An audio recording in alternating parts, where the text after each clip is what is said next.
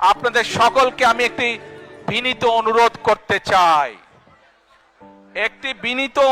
করতে চাই, করব সত্যি? আচ্ছা, কি সেই বিনীত অনুরোধ?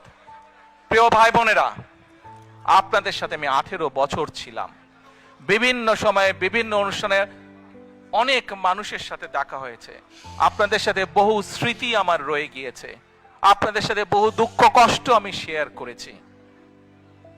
আপনারা বিভিন্ন সময়, আমার বক্তব্যের শুরুতেই বলেছি, যুক্তরাজ্য সহ বিভিন্ন দেশের প্রবাসী, বিশেষ করে যারা জাতীয়তাবাদী বাংলাদেশি জাতীয়তাবাদের রাজনীতিতে বিশ্বাস করেন, আপনারা বহু মানুষ বিভিন্ন সময় আমার পরিবারের দলের বিপদের সময় আমাকে মানসিকভাবে সাহস দিয়েছেন, সহযোগিতা করেছেন, সমর্থন জুগিয়েছেন।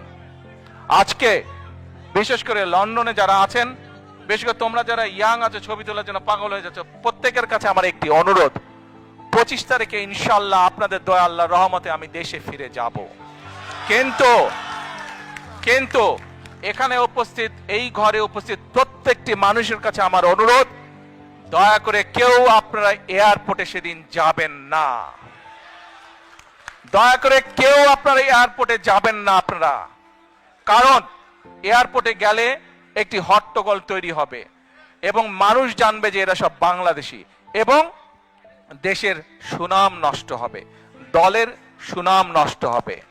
যারা এয়ারপোর্টে যাবেন না, যারা সেদিন এয়ারপোর্টে যাবেন না, আমার আজকের এই অনুরোধ যারা রাখবেন, আমি ধরে নিব তারা দল এবং সর্বোপরি দেশের সম্মানের প্রতি মর্যাদা রাখবেন। আর আমার মানা করা সত্ত্বেও, আমার অনুরোধ করার পরেও যারা যাবেন, আমি ধরে নিতে বাধ্য হব যারা ব্যক্তিগত স্বার্থের জন্য সেখানে গিয়েছেন। প্রিয় ভাই বোনেরা, সকলের কাছে দোয়া চেয়ে যাচ্ছি, আপনারা দয়া করে দোয়া করবেন, দেশনেত্রী খালেদা জিয়ার জন্য দোয়া করবেন।